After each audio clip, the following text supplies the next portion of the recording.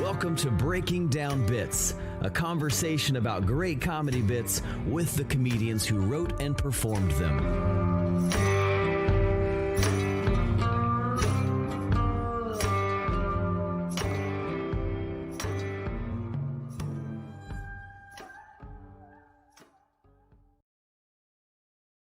Hey, Breaking Down Bits. I'm Brian Gendron. What's up? I'm Drew Jordan, and here we are, the finale of season 2, technically episode 20. And man, it's been a wild ride. 2020. We did some stuff, and we're getting to end on a super high note with an amazing guest for our final finale this year.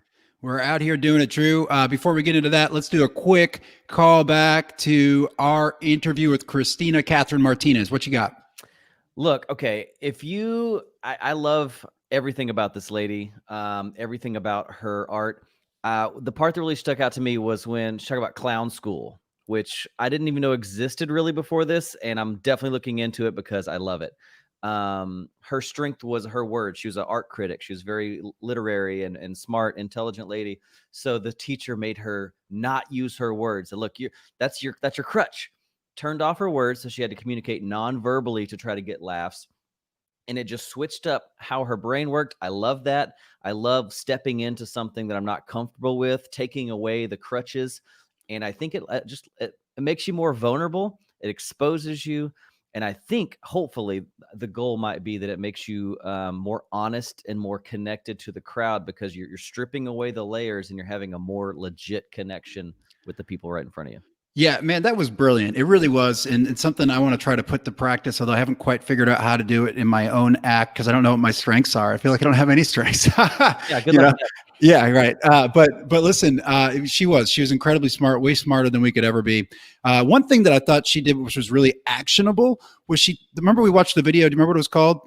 Yes. Fuckedupstockfootage.me. Yeah. Fuckedupstockfootage.me. So we did something a little different. We didn't watch stand up. We watched a video that she put together. And what I liked was that she talked about making these videos. She forced herself to do them by making these commercial parodies and using them as an intermission in her comedy show. Yeah. And so many comics have come on here and talked about how they need to be doing different things on YouTube and creating, especially in the wake of the pandemic. And she found a way to force herself to do it. And I'm also going to take a moment to give you props, sir, for your new web series, New to Drew. Honestly, it was you and I collaborated on the last one, so it's a plug for me too. But here's what you're doing, Drew. You're out there having experiences. You're gaining input, right? You're going out. You went to the farmer's market with me and my family, which sounds kind of boring, but look, that could be output of comedy material, right? And we had fun doing it. So New to Drew, subscribe to Drew's web YouTube channel if you want to check out New to Drew, and check out that episode and all of our episodes on breakingdownbits.com. One other quick shout out, Drew, if I may. We've been running our open mics. They've been a lot of fun. If you're interested in getting involved with our open mics, hit us up at breakingdownbits@gmail.com. All right, man. We ready? Let's do it. All right, so we're about to bring in our guest, Drew. This is actually our first date as a gay couple. We went to a Mark Norman show. Do you remember this? We did. During the pandemic, we snuck in to the Improv. We saw Mark Norman. He was amazing. We snuggled. It was real. Life was changed forever. It was. So let's go ahead and roll a clip, and then we're going to bring in Mark. Mark Norman was born and raised in New Orleans, but after college moved to New York City to pursue comedy. You've seen him on Conan, The Tonight Show with Jimmy Fallon, The Late Show with Stephen Colbert, Showtime's Live at South by Southwest, Inside Amy Schumer, True TV, Best Week Ever, MTV, Last Comic Standing, At Midnight, and on Comedy Central. He's released multiple specials, including his most recent, Out to Lunch, available now on YouTube.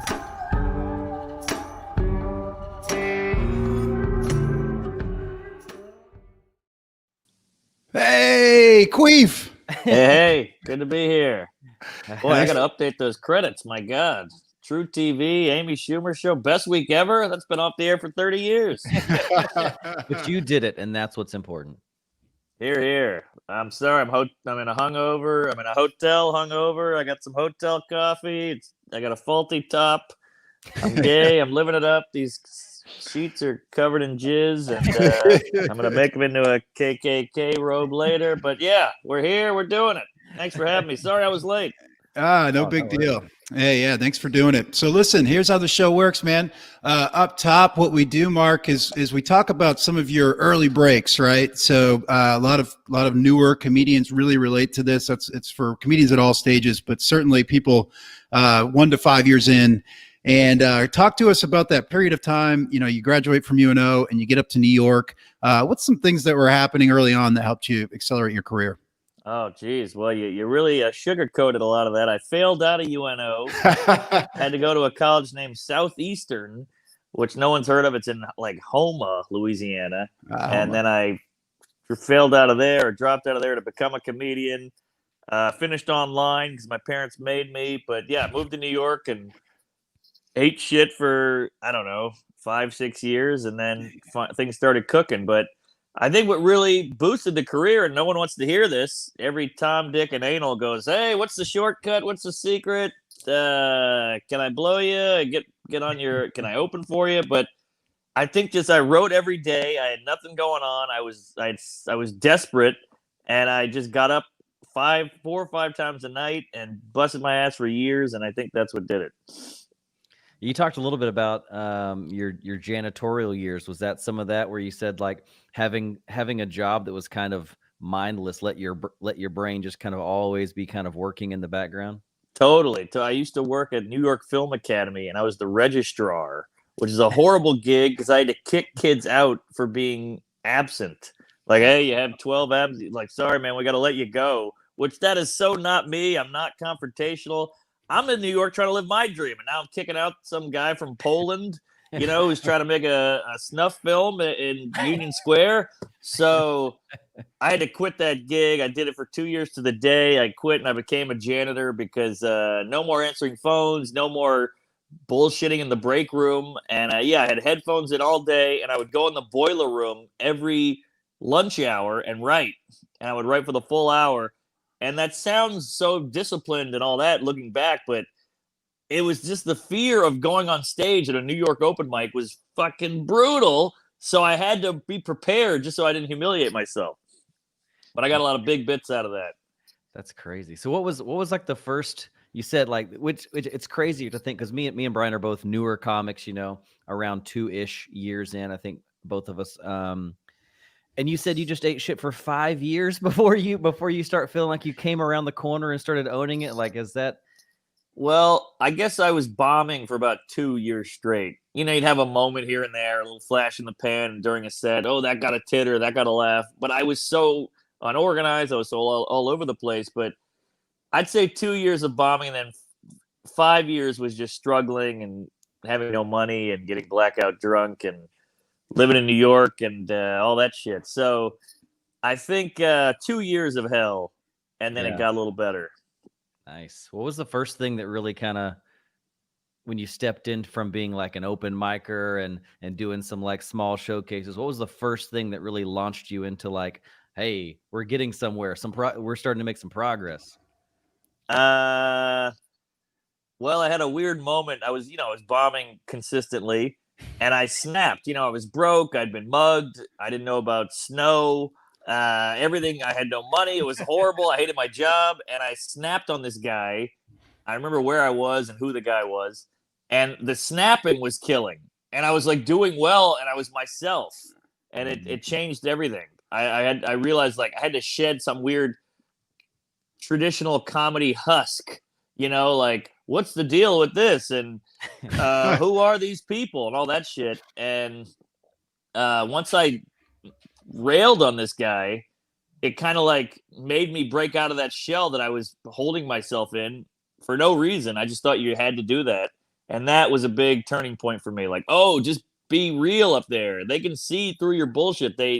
You look like a mechanical bull. You got to be a regular bull. And that helped me. But I hated it at the moment, but I needed it. That's really interesting because you talked about being non-confrontational. So you needed that snap to be able to kind of snap you into life on stage, it seems like. Because I'm kind of the same way. I'm non-confrontational in person. But really trying to break through and expose who I am on stage is where I'm at as a comic. And I guess I just got to yell at some dude at my next show. Yeah. Well, hey, it's got to come naturally, and it probably took 2 years of buildup of horrible shit to actually get the steam to eventually blow my top. But it was necessary. It's kind of like when you're dating a gal and there's weird tension, but you guys just both tamp it down and you're not fucking anymore and everything's weird. Sorry, a little semen. And then eventually, like, she stubs your toe and you just lose it. And that's what it was like. And it had to happen. Now the relationship's great. Nice. I know you talk a lot about being watching a lot of comedy. You talk very much about how you kind of watched these early comics. You kind of picked up on what was going on there. And in the pandemic, I've kind of been struggling, like, because we're not getting outside of my apartment as much.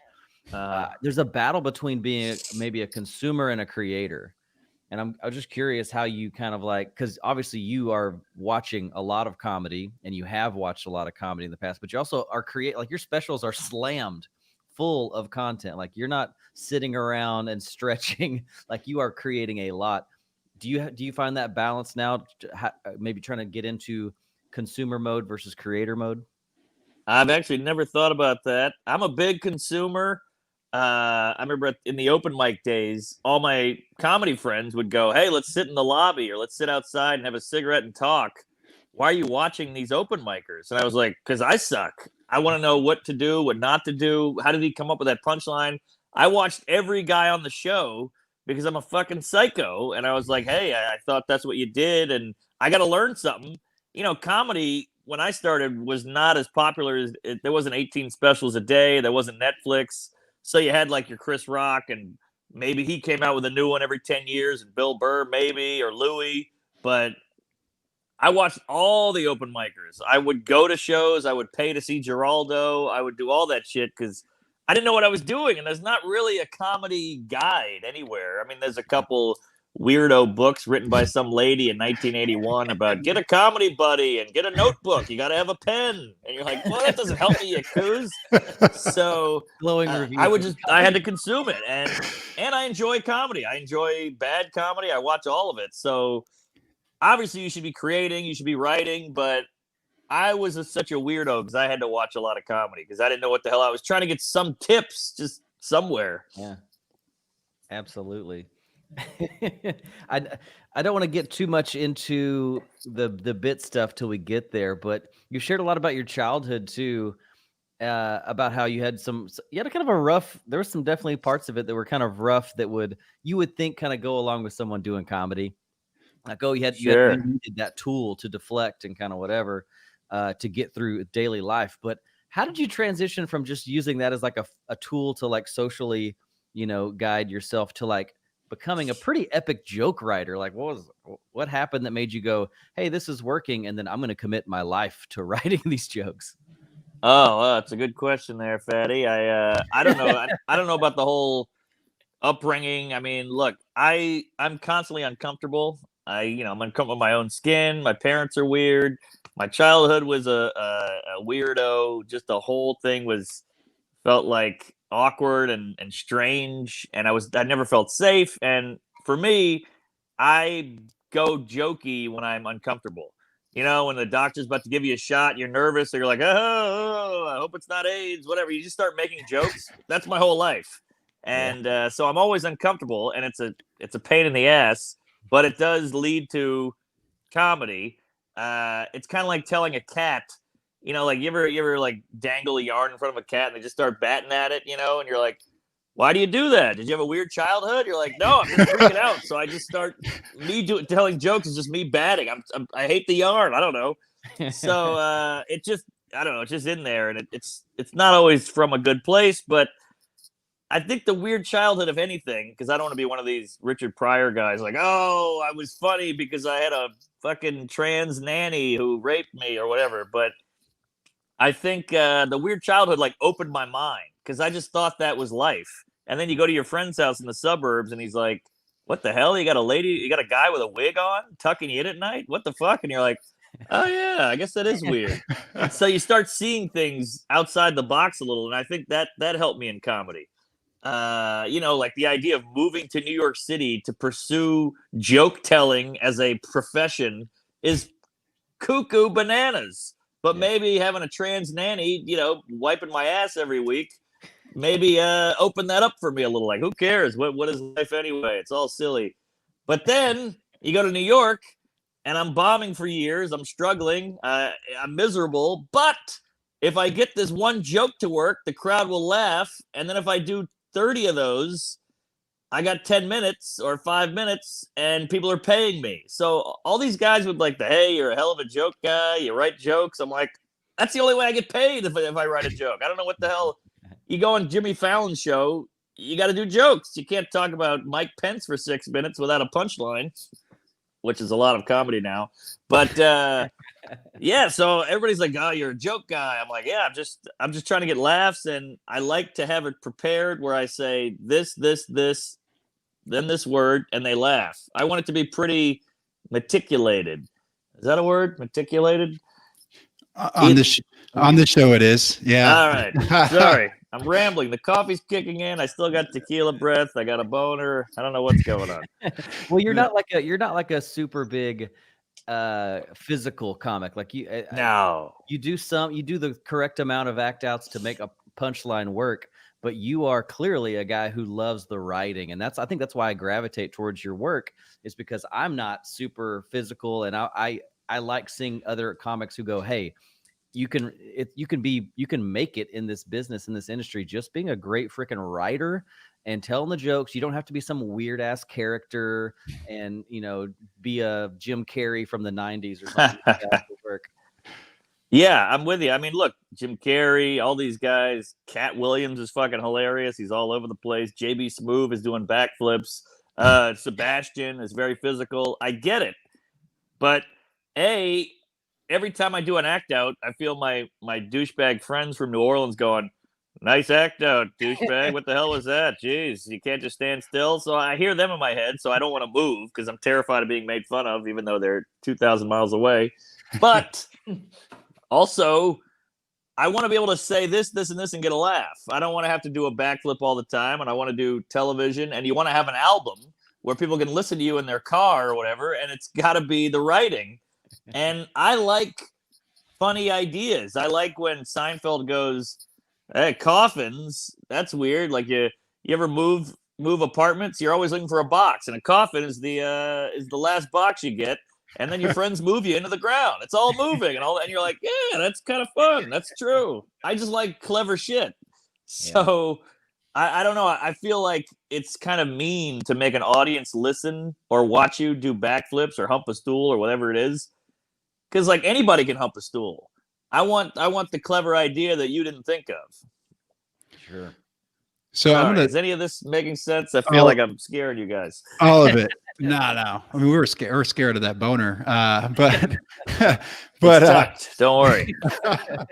but no, I want to transition to maybe an idea machine. Let's call it Tuesday with Stories. Okay, y'all, you and Joe are 380 or so episodes in, 3,500 plus patrons. Is that what they are? Sure. So you've got a successful platform, and here in the pandemic, especially, go you guys. So we've seen a lot of comedians start a similar platform where they're having these discussions and they're sharing it, and probably not getting a lot of traction because it takes fucking time, doesn't it? Yeah. We're 8 years into this thing. Yeah. So can you kind of walk us through that, maybe the early stages of that? Because I think it could really be helpful for comics that are just getting going. Sure. I think a podcast or a TV show or a sketch show, whatever it is, it's all about finding the groove. And the beginning of the podcast it's all Joe List's idea. He's sitting there going, we hang out at a diner, we hang out at the cellar till 5 a.m, laughing our faces off over coffee and pancakes. If we could somehow translate this into a podcast, because this was 8 years ago and everybody was like, should we do a podcast? Mark Maron is making money. Well, let's try it, and whatever you can do to get crack into this biz somehow. And he's like, if we can translate this into microphones and headphones, we got something here. So he said, you want to help me? And I said, I'm in. So we did it. and we had every episode we had 2 comics or 3 comics, and we tried to recreate that hang, but it didn't fit. It like nobody knew what to talk about. It got weird and interrupty, and eventually guests would say, hey, I'll be there Tuesday, or I'll be there Wednesday at 3, and they would just flake, because comics are flaky and annoying and drunk and whatever. Much like me, I was late for this. So me and Joe would just have to riff and like bullshit to kill time. And then that started feeling good. And then eventually we had guests on, and the people were like, yeah, we don't like the guests. We like when you guys just bullshit. The guests are in the way, because you got to go, where are you from? How long till your dad fucked you, or whatever it is. And then, so we just started bullshitting. And then over months and months and months, we developed a rhythm and a cadence of speaking and joke telling. And we're both nervous Nellies, and we're scared of silence, and we assume the audience is bored out of their mind. So we're just telling jokes and horrible things, queefs and anal and jizz and semen. And then it just became Tuesdays, but it took forever. It's so good. And you guys thanks. reflect on basically the week prior. And I wonder over time, how much material has started on that show? I mean, is it all of it? I mean, how does this help you, or does it not at all? It's helped a few times, especially with tweets, because I'll say a quick silly thing about a wordplay or a pun. I'm like, oh, I can tweet that. And a couple things have formed, but I'm so not a story guy. I almost look at it like John Mulaney, killer comic, brilliant guy, blah, blah, blah. He's pretty clean on stage, but now he has this show on Netflix called Big Mouth, which is a great show. And it's a cartoon all about kids getting horny and puberty and all this. And it's almost an outlet for him to get out his horny stuff, because he's a human being. I never got comics who don't talk about sex, because I'm like, it's part of your life, like it's not just a dirty thing. It's just, we're human beings. We fuck, we like to fuck, we get horny, we have a libido. So he's kind of getting that dirty material out through this thing. And I feel like I'm not a story guy on stage, but now I have a podcast where I can tell stories and get them out. So in a way, it's almost like that for me. Wow, that makes a lot of sense. Yeah, and I've got like dirty ideas, and like I can't sell that because I look like this, so it's hard for me to do dirty material. What do you mean? You look great. You're a hot guy. Yeah, but I can't get into like the filth, so I give it to other comics. But maybe I could come up with my own platform to put that material, that the filthiest of the filth, right? Yeah, sure. I mean, I saw Gary Gulman, another brilliant writer, underrated comic, should be huge. He has so much material. I watched him one night at the Comedy Cellar just do an hour, and I was like, what's he doing? You don't really see a guy do an hour at the Cellar that often. And they go, well, Sirius Radio is looking for clean content. So if you can make a clean album, they'll play it, and you can make a ton of money because there's so few clean comedians. And I was like, man, that is fucking genius. He just did it one night, recorded it, sent it to them, and now he's probably made hundreds of thousands of dollars on it. And to me, that's like the most impressive thing a comic can do. Like, oh, you need this? I'll go do an hour of it. Or you need stories? I'll tell a story all night. Like Ari Shaffir had that show where you tell stories. Mm-hmm. So a lot of guys like me who aren't story guys had to go out and uncomfortably work a story out on stage and do it. So it's good to try new things and flex all the different comedy muscles. It's like UFC. Yeah, you're a great boxer or striker or whatever, Muay Thai guy, but can you wrestle? Can you grapple? Can you, do the other stuff? So you got to be well-rounded. Yeah, absolutely. And I think now, I don't know, someone who's obviously you're in a good place, in your comedy career at this point, it seems like the game has changed a little bit, and you've got to like have multiple streams of income. You've got to be doing the podcast thing, maybe with the Patreon situation. You got to be doing a YouTube account. You got to have multiple things going just to make it work for a lot of guys. Totally. And it's a nightmare. It's a full-time job. I mean, I opened for Seinfeld, and I'm doing all these dumb videos in the green room, and I'm like shouting out shit and taking photos. And he's like, what the hell are you doing? And I was like, that's what it is now. You got to fucking have all these different platforms and social media and be relevant and stay on top. He's like, ugh, that is a nightmare. He's like, just write good jokes. I'm like, that's how it works for you. You're already a legend, you cum guzzling Jew. Like, it's not the same for us. We gotta sell our souls out there because the audience needs content. And they got ADHD, and they get bored in 2 seconds. So you got to keep pumping it at them. Right? Like Louis C.K. putting out a fresh hour every year is Right. like you mentioned, is totally different from back in the day in like the 80s and 90s when it was like so far few between. You'd see the same comic a couple of times years apart and you still get the same set maybe. Exactly. Seinfeld put out a special, I don't know, 4 years ago, like Jerry before Seinfeld. Here's all my shit from the 80s. So you're like, man, this guy's a fucking genius. He just made 20 mil on a set that's old as shit that he won't do anymore.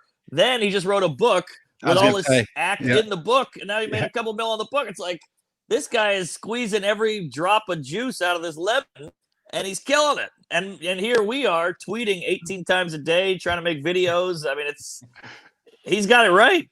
Maybe the laziest and best book I've ever read. Because clearly it was just copy and paste from his joke notebook, but I couldn't put it. I couldn't stop. I did the audio version, and I couldn't stop. I'm gonna get the audio. Is it him saying it? Yeah, it's him. Oh, I gotta do it. Yeah, it's on Audible, and it's I couldn't quit. It's so dumb because it's like it's just bit after bit after bit after bit. He separates it by the decade, but I couldn't stop. I was addicted. I live for that shit. I eat it up with a spoon. I'm buying it today. Get it. So let's transition to the back half, and we're really excited to do this with you, Mark.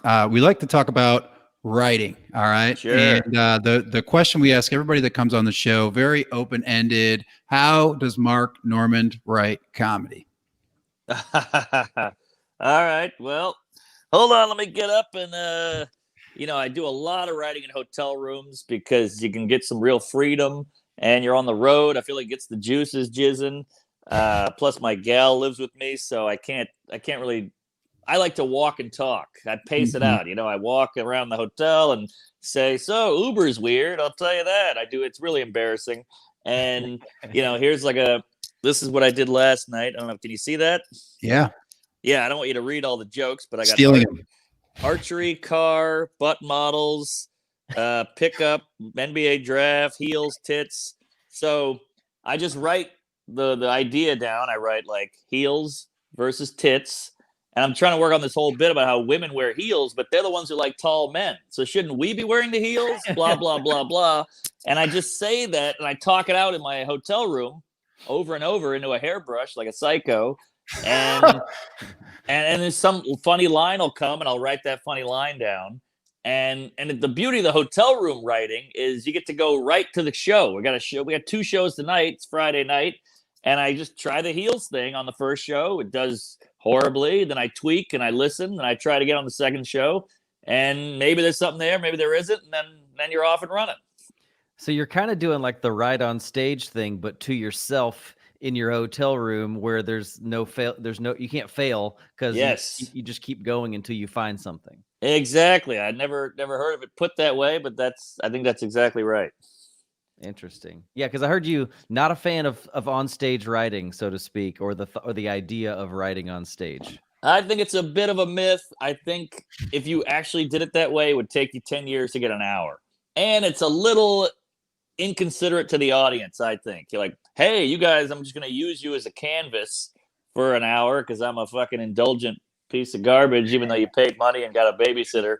And look, to each his anal, but I'm just saying, that whole write on stage thing, it's a little unfair to the public. Yeah. That says something about you too. I mean, even at this stage in your career, that you treat this very professionally, that you recognize that these people have paid good money, and you're not going to mess with that. You're not going to ruin their Friday night by getting completely experimental. Well, yeah, it's low self-esteem. I mean, I can't believe people showed up to hear some guy talk about his dong for an hour, but look, I'm grateful that stand-up comedy is such a flimsy business. I mean, like you say one wrong word, the joke fails. You can have an off night. Everything sucks. And these poor people are here for a show. And I don't know, like one guy coughs and the bit is ruined. A waitress can ruin a joke with a loud order.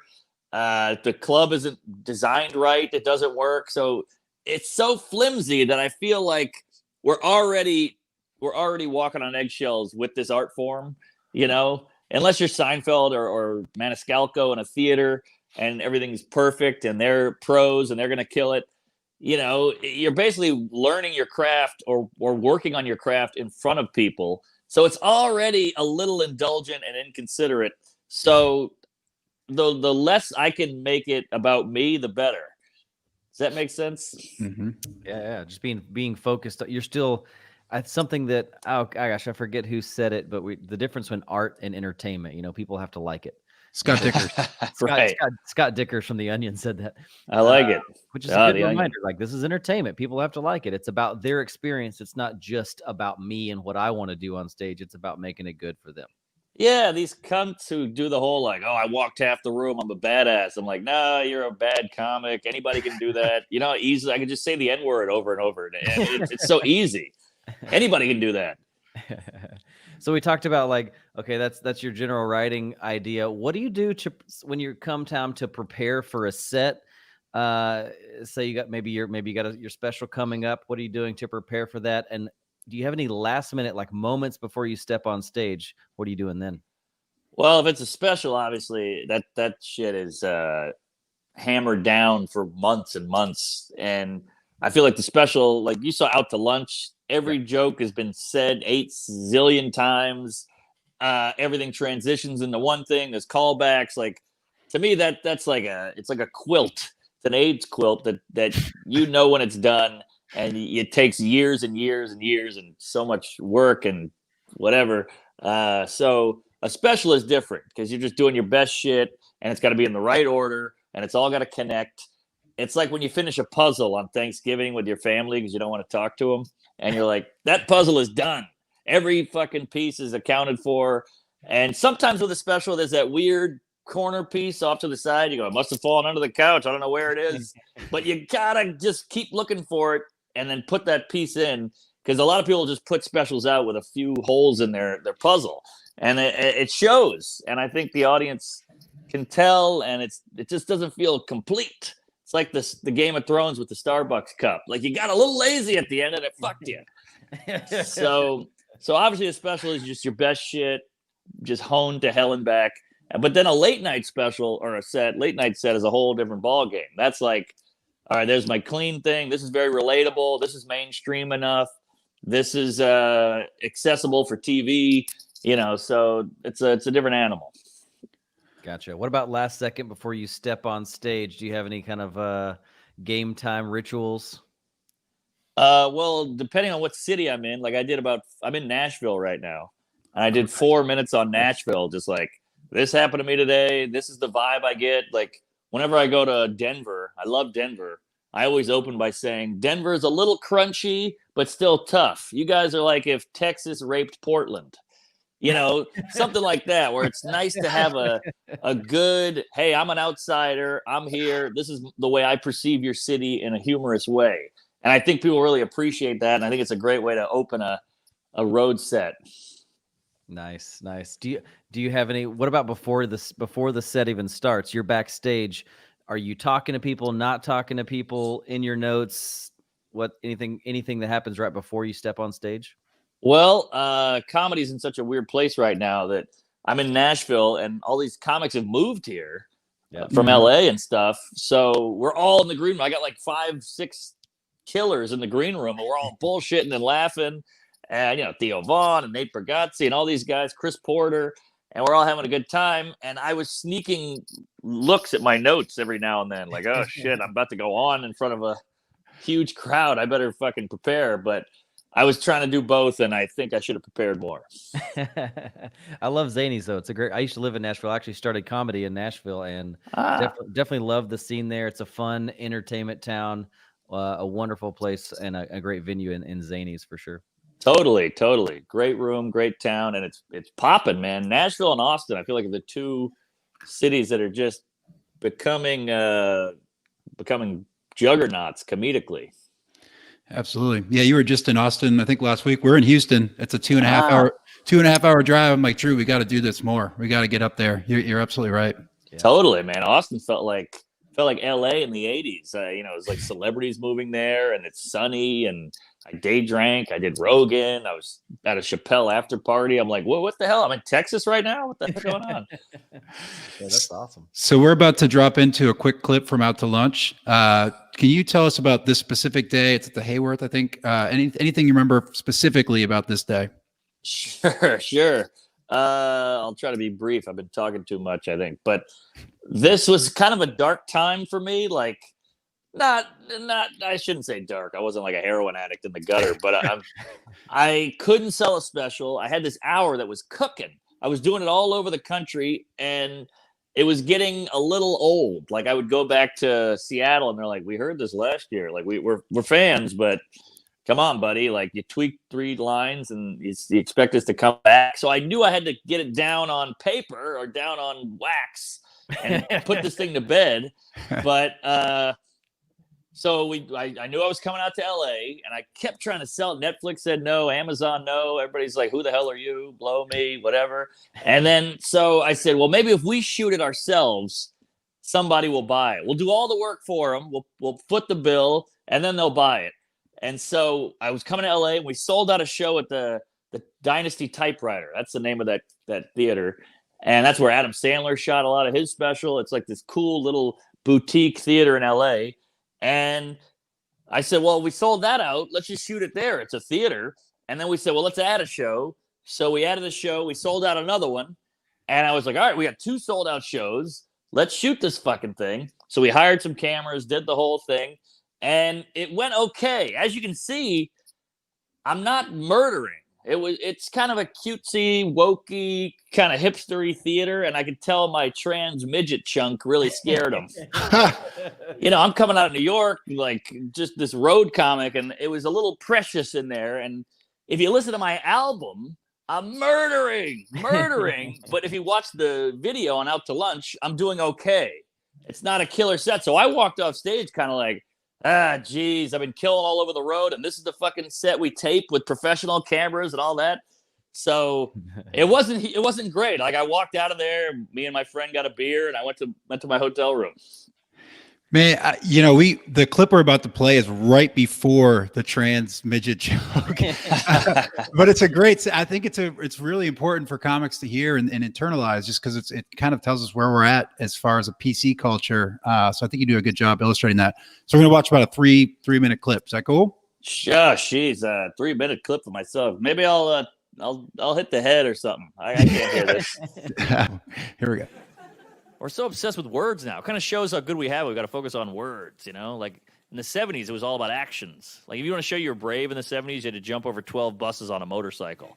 Now I see a guy make an off-color joke at the office. I'm like, that guy's fucking fearless. Holy shit. Wow. Yeah, I don't know. People take things so seriously. I guess they got to show you their personality by yelling at you about stuff that bothers them. I don't know. I don't mean any of this stuff. I'm just saying words in a certain order to elicit laughter. People try to figure me out through my act. It's all jokes. I told an abortion joke recently, and a woman approached me. She was like, hey, that's very insensitive. I've had an abortion. You shouldn't tell jokes like that. I was like, whoa, hey, sorry. I just told a joke. I think what you did was much worse.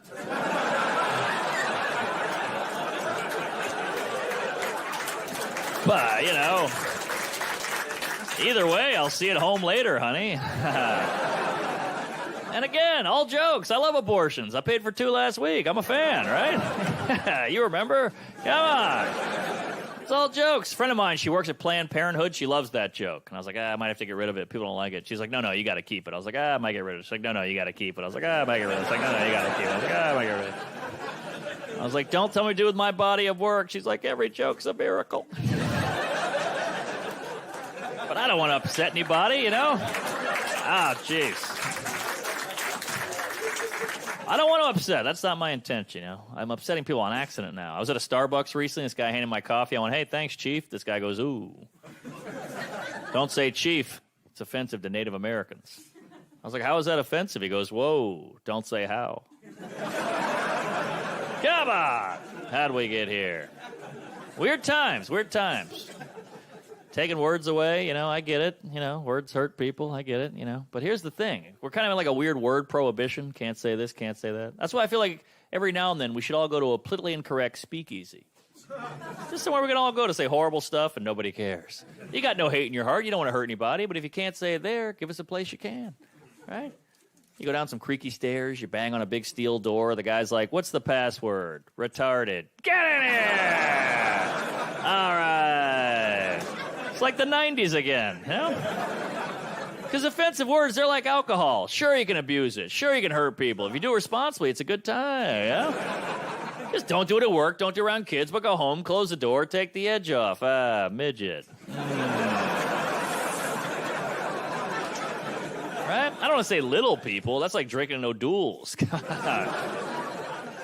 But of course, I get it. I just, find it funny. I get it. But here's the problem. We forget that no one's politically correct up here. We're all animals. We're all seeing the same thing. We're all thinking the same thing.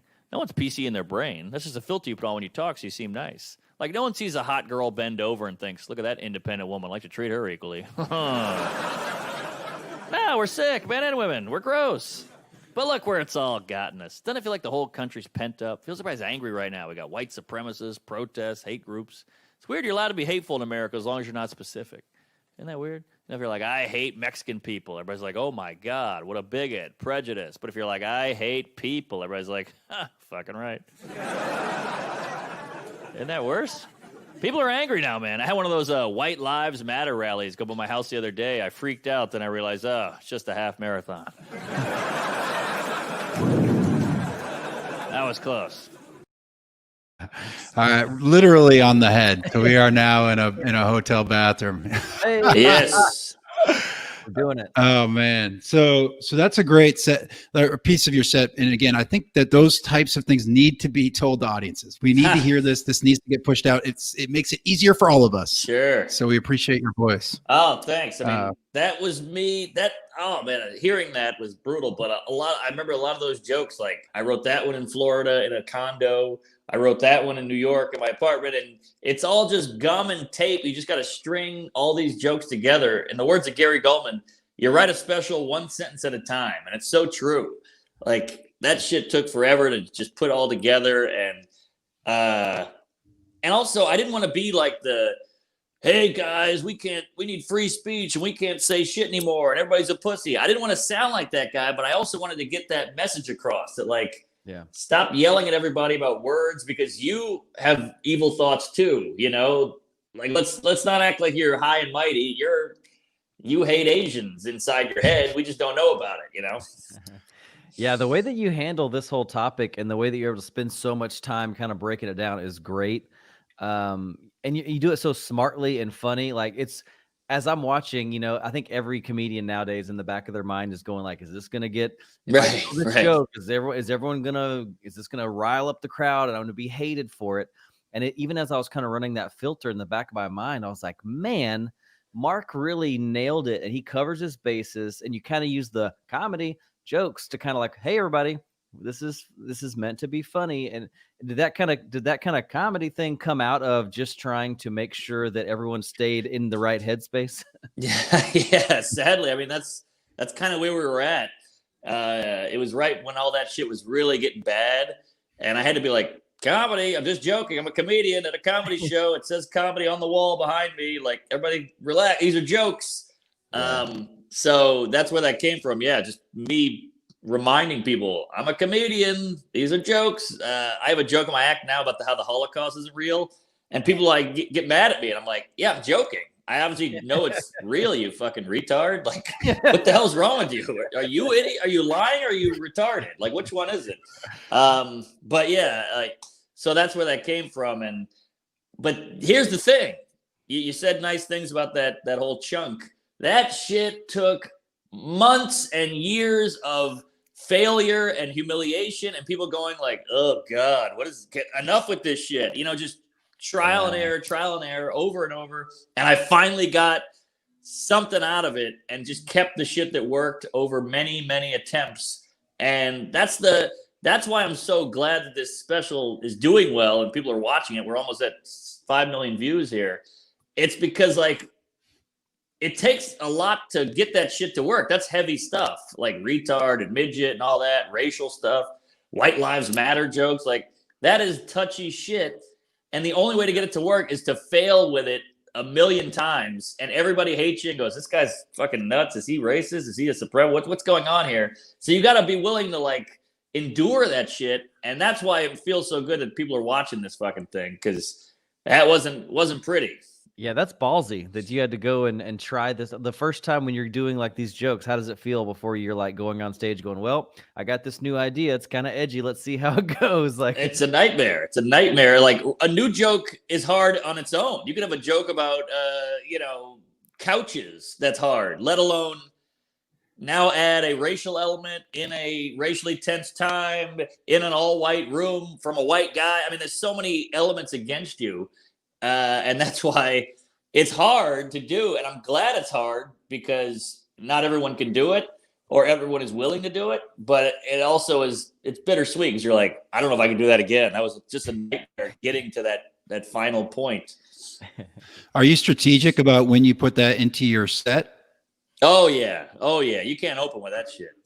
Yeah. I mean, the opening for this is great. I mean, you're like, I got all the worst parts of autism, and it's really disarming.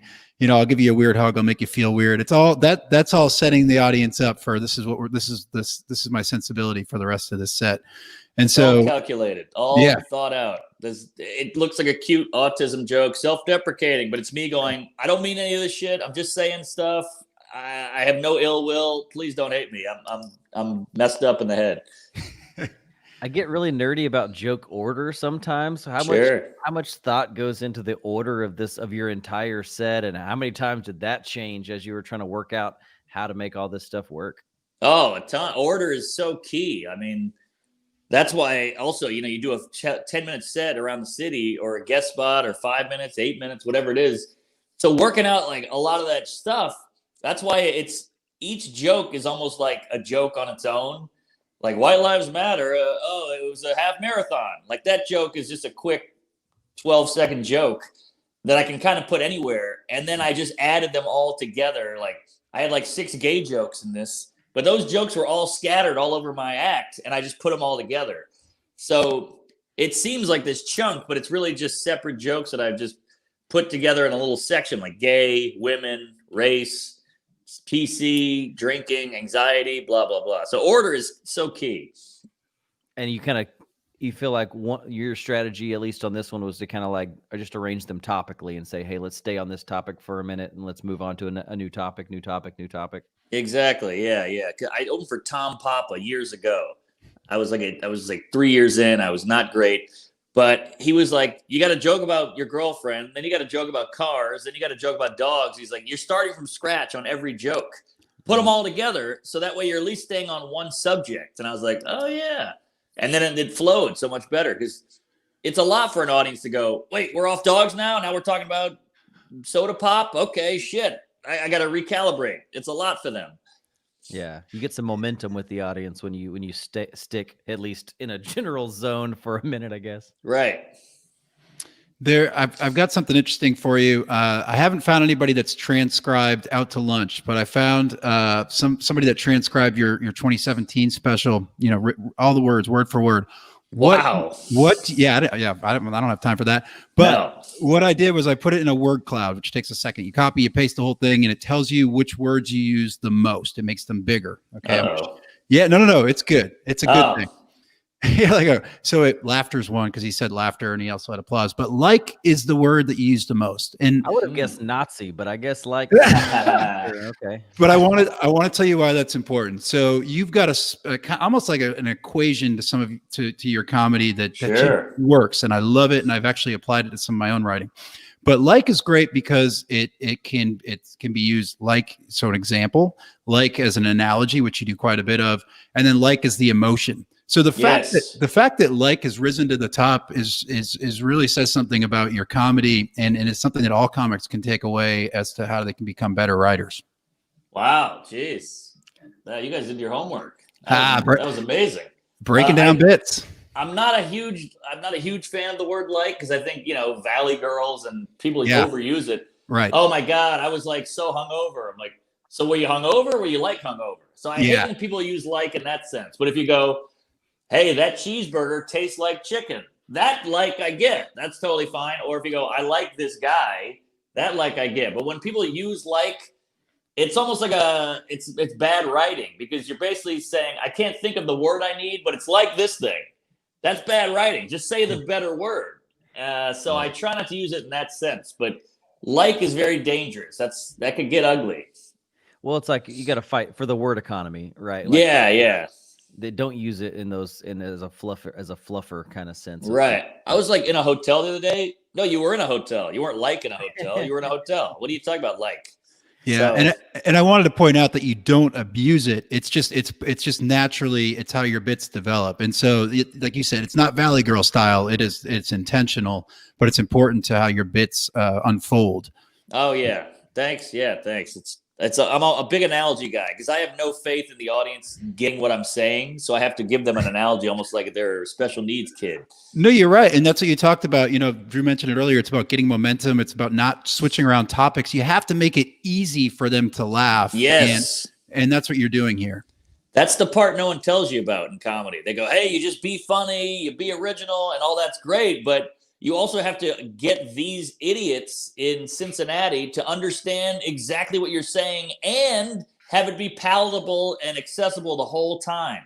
It can't. If the audiences do any thinking, they'll just tune out because it's path of least resistance. Yeah. So when you're coming up with these kind of edgy or more difficult jokes, you mentioned like your writing process is a lot of talking to yourself. Do you also do you do multiple different things to try to like stir up those thoughts? Do you sit down pen to paper sometimes as well? Do you have like one kind of strategy that you kind of keep using because it works for you? I don't do the pen to paper.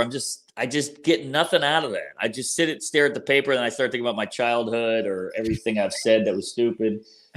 So I need the walk because it keeps me in line. Like it keeps me back. Like, hey, get back to it. Get back to it. I need to talk out loud. But what I'll do sometimes is like if I'm driving or if I'm on a flight, I'll just sit and think about it and just kind of stew on the bit. And sometimes that'll help me. Just like let it marinate. Sometimes you think of a bit in March and you just think about it here and there. And then in June, you're like, oh, that's it. Mm-hmm. So sometimes it's got to just sit there because I have jokes where I just can't crack them. And then I'll put it to the side. And once you fall out of love with that bit, you can see it clearly. It's like, your friend's like, I love Kelly. And you're like, Kelly's a weirdo, toothless skank. What are you, crazy? and then a year later, he's like, what was I thinking with Kelly? And you're like, I know, we all hated her. But that's the same with a bit because you get so excited about a bit. You fall in love with it. And it's all precious and beautiful. And then you realize later, oh, that's why I didn't figure it out because I was seeing it with rose-colored glasses. You gotta fall out of love and see it for what it really is. And then you can crack it. Yeah, I got to see it like the audience sees it. I noticed when I'm still kind of in my early days, but I noticed that a lot of times when I write a joke that really bombs, it's because I'm not seeing it the way everyone else in the room is seeing the thing that I'm talking about. And I'm like, why don't you get this? And they're like, why don't you get this? Yeah. It's not making any sense. But you need a little of that. You need a little of that just to want to have the motivation to fully write a bit. You need a little bit of obsession about it. Yeah, that was one of the keys early on. Is just keep obsessing about it. Find a wipe on the podcast. Let me get a wipe in. Can you see my ass or anything? Not yet. Keep aiming. Lower. back to front. For everyone listening on audio form, they are going to have to switch over to YouTube for this one. Oh wow! Hang on. It's all part of the process, boys. It's good work. All right, I'm listening though. This is how the chocolate's made or whatever. Sure, it's how the fudge is packed. So I don't do a lot of, I want to do more analogies bit. And actually when I left your show, I was fucking inspired and went out and wrote probably one of my best bits. It's nice. Dude. My Good two kids, you. I pinned two young kids. One of them's a Republican, one of them's a Democrat. And then they come together at the end in conflict, and I end with a pun, right? My kid's name's Joseph. He bites. His name's Joe Biden. So that's that. All that shit came together just from inspiration. But this is stuff you're doing really well. You don't do the right, like you'll write the two things out, like a gun in your cock, I think is in this special, and you write down all the different things related to penises and related to guns, and try to match double entendres and stuff. You don't go through any of that shit. Oh no, I do all that. I'm Okay. totally just sitting around going gun dick. Okay, both are scary. Both you can't whip out in public. And then of course, rule of threes. You need that third one to be a little outside the box, a little more jokey and funny. That's why it's the ending. It's got to hit harder. So I finally came up with, "Hey, I'm circumcised. I'm like a shotgun. I'm sawed off." And then that one hit, and I was like, "All right, I got it." But that took a while. Yeah. What about like a lot of comics say, some of their riffs is when they sit around with other comedians and kind of just like talk shop and kind of bounce stuff off. You do that video series you have with Sam Morrill is one of my favorite things to watch. It just makes wow. I want to have comedy friends like that we can just like slam ideas back and forth and just work out these bits. Do you find that you make some bits? Sorry, Brian. Do you find that you make content that makes it to stage that way, or is it more, you seem like a very in your own world solo style writer up to this point in the conversation? No, I mean, me and Sam have been bouncing bits since 2009 or whatever. So he's like one of the only guys. Obviously, I'll tell List or I'll tell Gary Veeder or somebody a bit idea, and we'll bounce. I think that's pretty standard for comics. But me and Sam, we used to do like 4-hour sessions where we would, for some reason, we found that texting worked because you don't have that awkward silence of staring at each other when you can't think of anything, and you don't have the weird social norms of like, he's looking at me, I got no idea. With a text, you can just kind of throw it out there and think, or read a text and think and take a minute. And so it really works for us with text and writing. But now we do it on the podcast just because it's like what we've done for years. So we just say, we'll do it for entertainment value. But yeah, I think you got to bounce it with a friend. I think that's key. Again, it skips all that. It skips a lot of months of that whole falling out of love thing I talked about. And you can just have a friend see it for what it is. Mm-hmm. So you do like having a comedy buddy. Oh, yeah. From the book. Oh, yeah. Shot fired comedy Bible. Yeah. She had a couple things right. So Drew, I'm going to transition to our last segment. We're going to let you off the hook, Mark. So we do this thing. It's called Last Laugh. Give us 1 second to play it.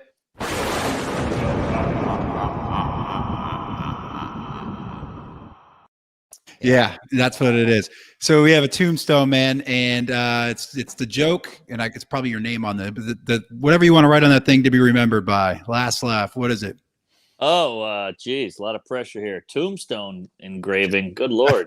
New Orleans is known for their interesting tombstone situation. So that's true. That's true. Above ground. Yeah. The Hurricanes used to pull up dead bodies back in the day, so they had to go above ground with like a mausoleum. Last laugh, yeah.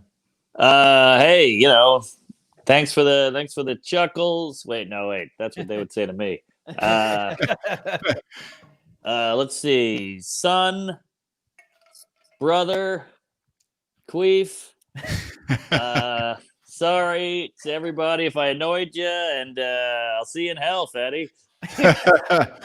Perfect. We're gonna get it made. All right, there you go. Praise Allah. Throw that on there at the end. Man, so we'll let you get out of here, man. We're going to I think you got a Rogan episode coming out probably today or sometime soon, which is cool. I got to tell you, I don't know what I did. It's been a week. It hasn't come out. I hope Spotify doesn't hate the Jew jokes or something. They're trying to upload it anyway, and you just really amped up that heat, huh? Yeah, I mean, I went hard. A lot of Downsy jokes, and we were, when you get in that weird studio, it looks like you're in the inside of an asshole. You feel like a proctology camera, but I just went hard because I'm like, well, it's not on YouTube anymore. Let's have fun, and I'm worried that some twink at Spotify is pissed and threw my clip in the garbage. What else do you have going on? We need to plug that. We need to make sure people are checking out. Obviously, the Out to Lunch special on YouTube, which is outstanding, and thanks. Coming up on 5 million views, so that's freaking awesome. Yeah, watch that, leave a comment, check out Tuesdays with Stories if you want to hear me and Joe tell stories that we don't tell on stage, and go to my website. I'm probably coming to a town near you. Hopefully we get the vaccine and we can all make love again and have an orgy, and I guess that's about it. Follow me on the socials, the grams and the tweets and the twats. And yeah, be nice to each other, and don't take life too seriously. We're all gonna die one day, and queef it up, live your life, have fun, have a chuckle, and stop yelling at people. That's awesome, dude. Love what you're pushing out. All this comedy, all the point of view, so great. Hopefully, that comedy special Out to Lunch will just keep climbing, and we'll see you in Houston here. Hopefully, at sometime soon. I know you're Lafayette or something in the next couple of days or weeks, but hopefully, we'd love to see you in Houston again. Have you heard of Bryan, Texas? Yes. Oh, that's yeah. right. You're coming to 3 Knocks or 5 Knocks. Yeah. Five Knocks with Alex. There you go. Is that close to Houston or what? Yep. Yeah, we'll be there, man. We'll be there. Hey, say hello. Yeah, we'll be out there. I did comedy out there about a month ago with Alex Encina, who booked you. So, dude, great. Looking forward to it. Come back to Houston. Come see Zod and Youngblood down here at the Seeker Group. They're about to open back up. I love those guys. Those guys are awesome. Super funny comics. And I'll be back. I love Texas. Praise Allah, and I'll see you in hell. Thanks, guys. Queef it up, Mark. Jews. Thanks, Mark. Thank y'all for listening. Y'all be good. Comedy.